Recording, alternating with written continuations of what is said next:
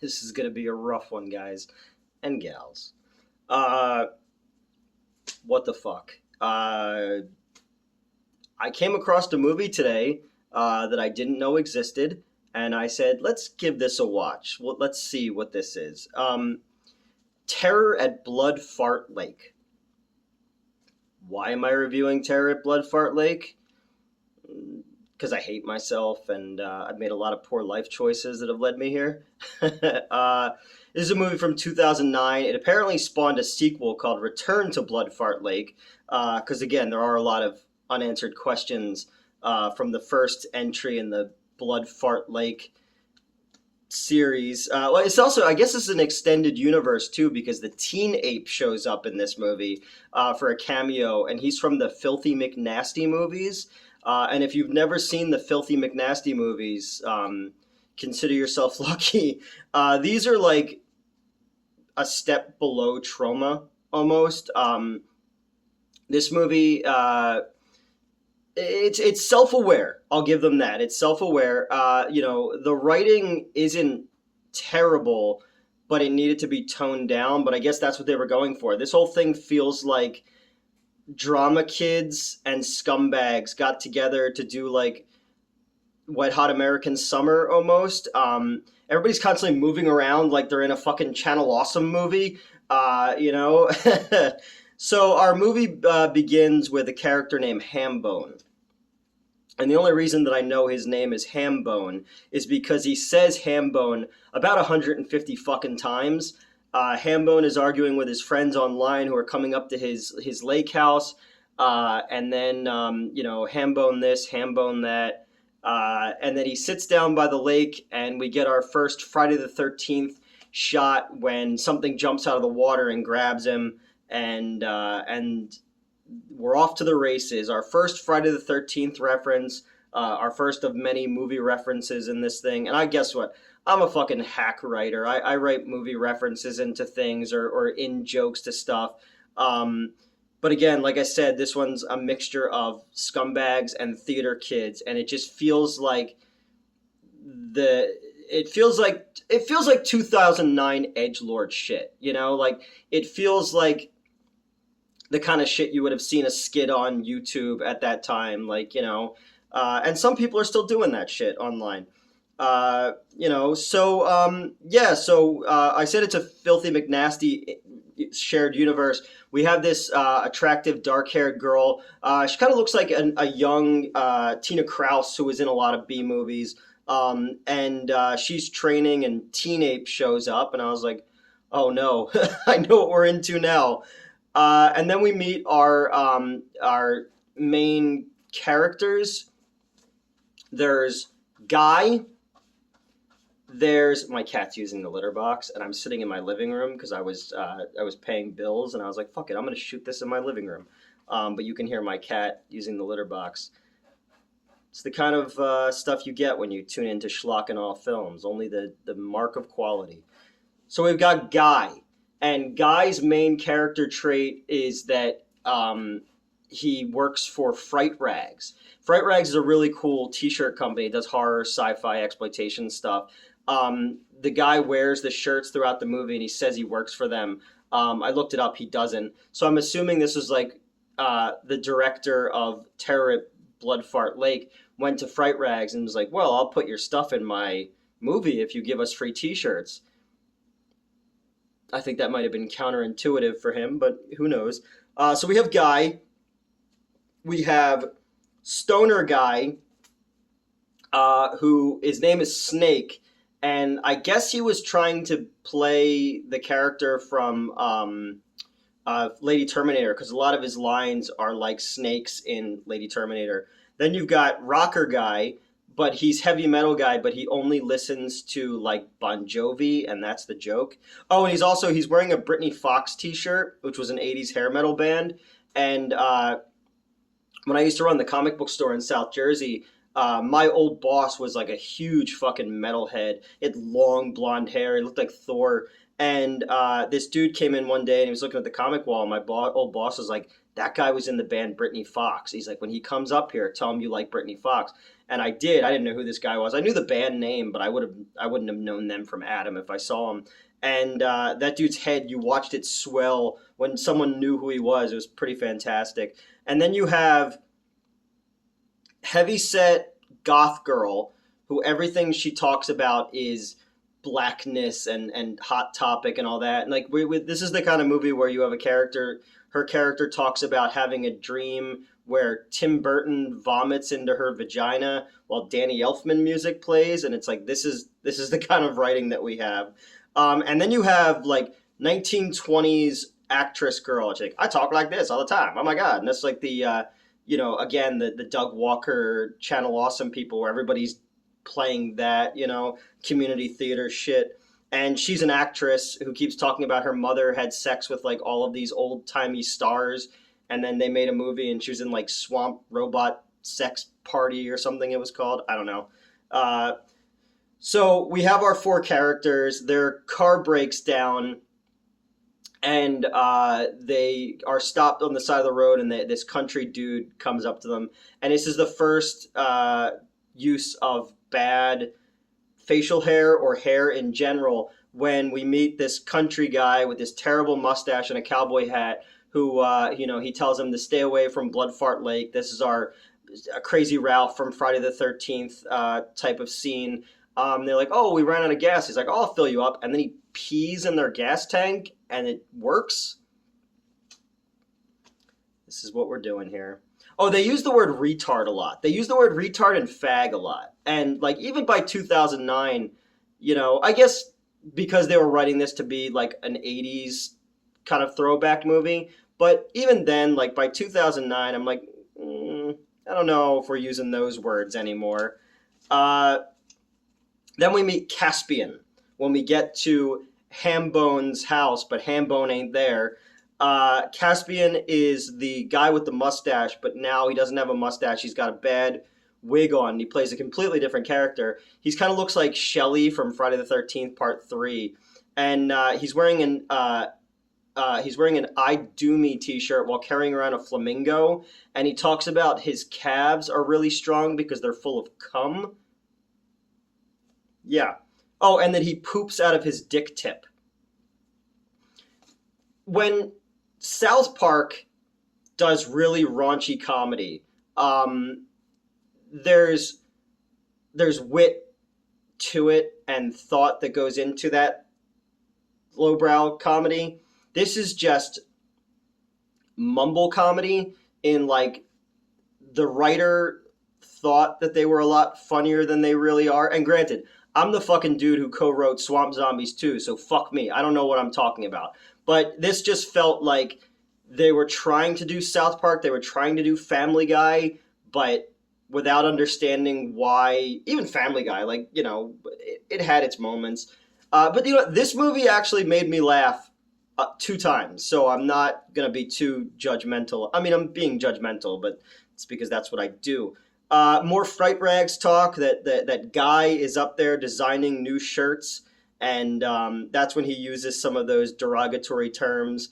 Then we meet the new girl coming out of the water, and she's another heavier set girl, but she's playing like the super sexy one. And then when Fright Rag shirt guy, I made notes because I didn't want to miss any of the intellectual witticisms of Terror at Blood Fart Lake.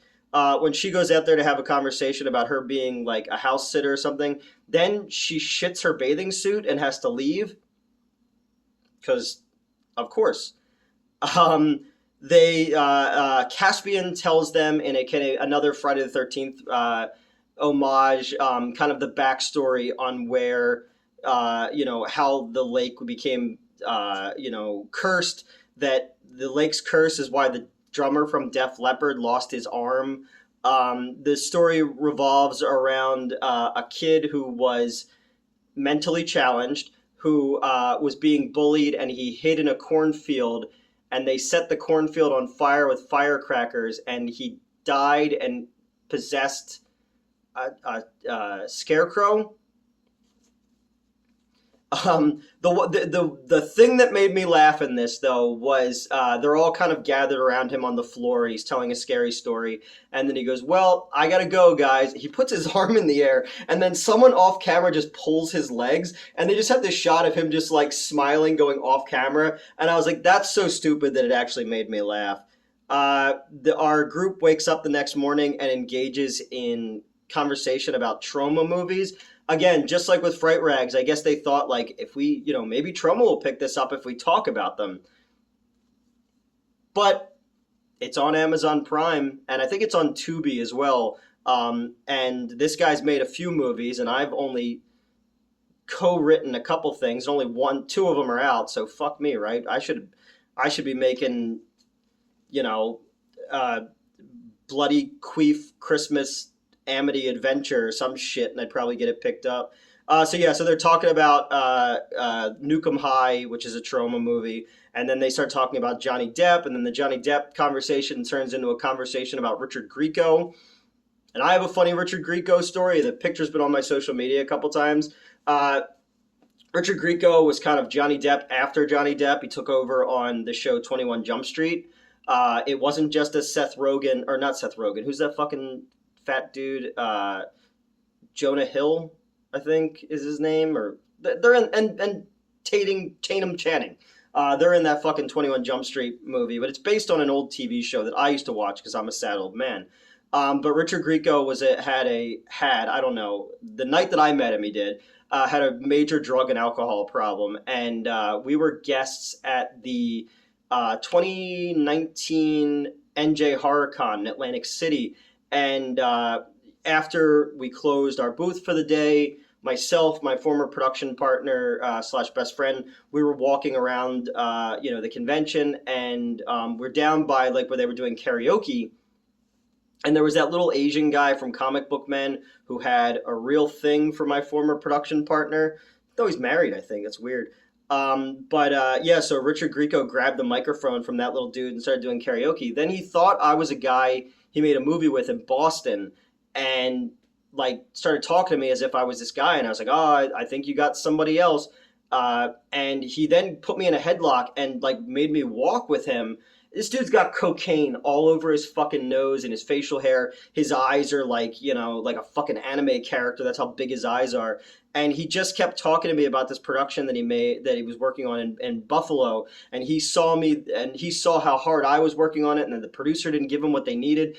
And I just got to the point where I was like, oh yeah, definitely. So my former production partner took a picture of Richard Grieco with his fucking arm around me and me looking terrified and smiling until I can finally pawn him off on Ari Lehman, who played the little kid Jason who popped out of the water in the first Friday the 13th movie. I was like, "Have you met Richard Grieco?" And then I fucking hightailed it out of there to go hang out with my friends. But that was fucking scary because this dude was like, he was off. And but return to Bloodfart Lake. That's what really makes sense. Oh, then they have a conversation that involves Ron Jeremy and Bill Cosby. That aged well. More period jokes, more fart jokes. Caspian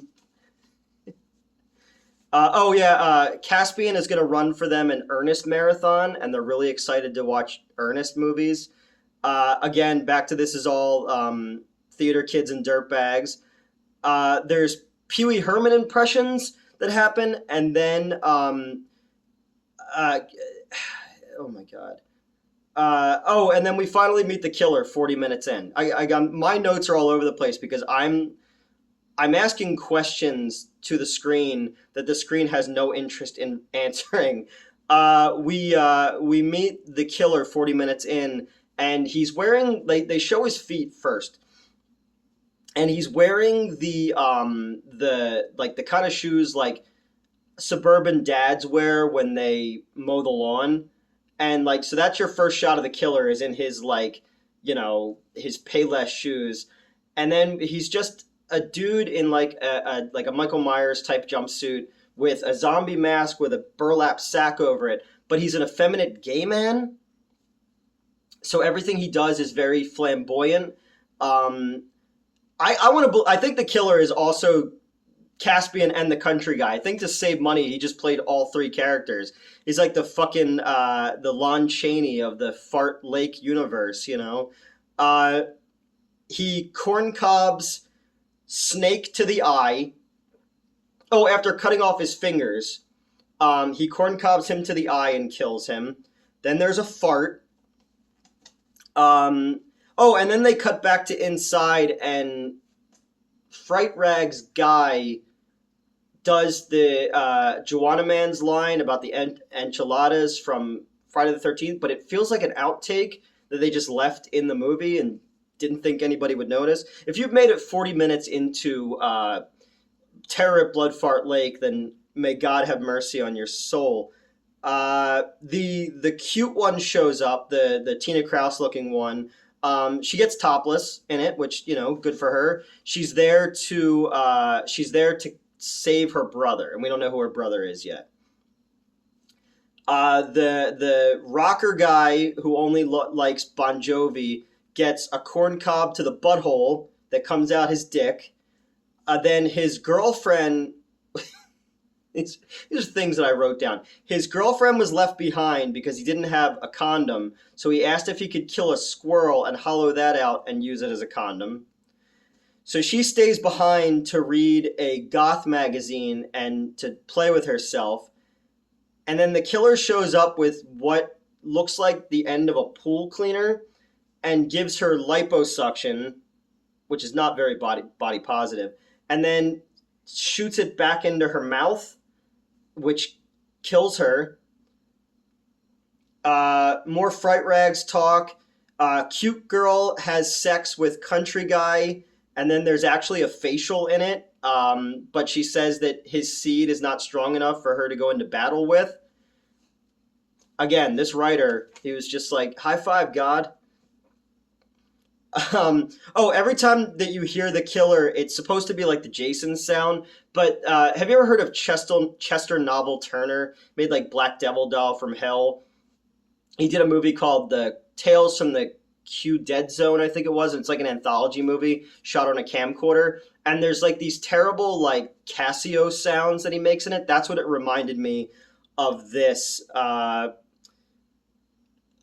More earnest jokes. They do the ew thing at camera. And then we find out that Caspian's sister is cute Tina Kraus looking girl. More stuff that looks like a bad YouTube skit. And when I used to do Underbelly, we used to do a lot of skits, you know.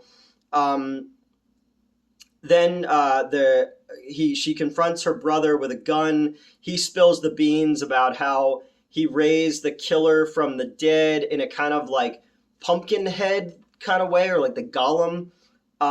He says, I thought we were friends to the end. And she goes, this is the end, friend. Just like in Child's Play. A fight scene. The second time I laughed is there's a fight scene where the killer picks up the cute girl and is swinging her at people, so he's using her as a weapon. The talkie chick gets killed, and it turns into black and white scratched film, and she's like doing like the Wizard of Oz, like I'll miss you the most or whatever, and then finally the killer just grabs her and just snaps her neck, and it just goes back to color. So all right, I laughed 3 times. And then we get to our ending. So the only people who are alive now is the hot girl who shit herself, Fright Rags guy. So Tina Kraus looking girl goes, the only way to end this evil is to stick my brother in my ass. She's been training razor sharp creatures that live in her ass to eat him. So that's what they do. Her brother is pushed by Fright Rags guy into her butt, and then she shits out bones, and the curse is broken.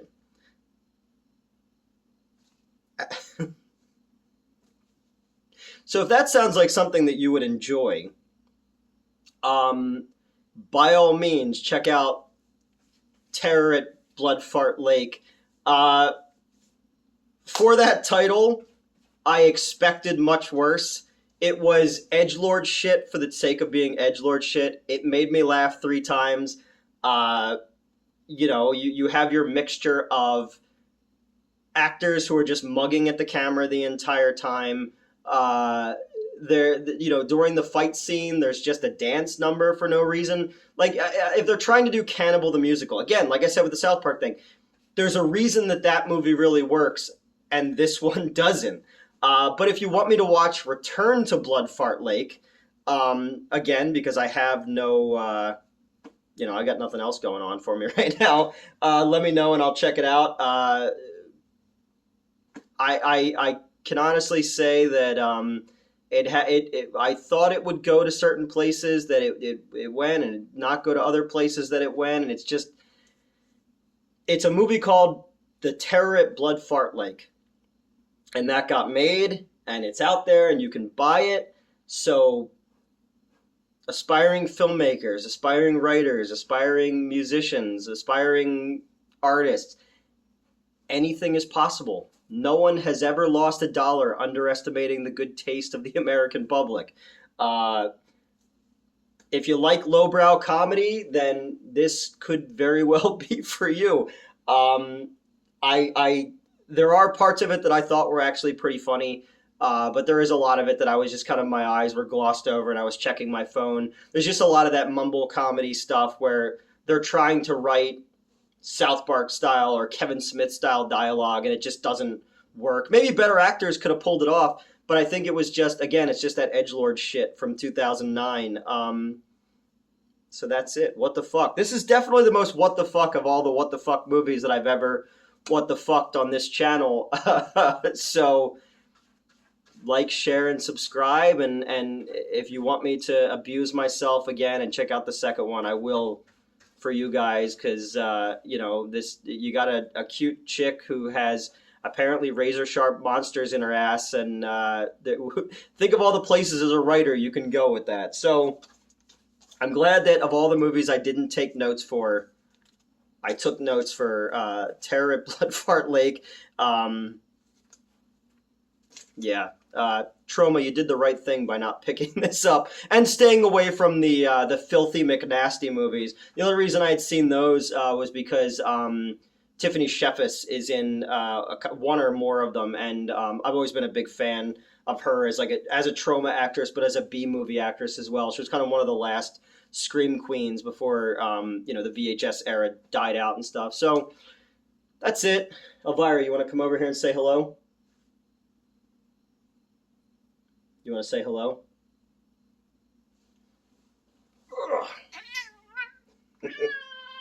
Ah! Fine. Go fuck yourself.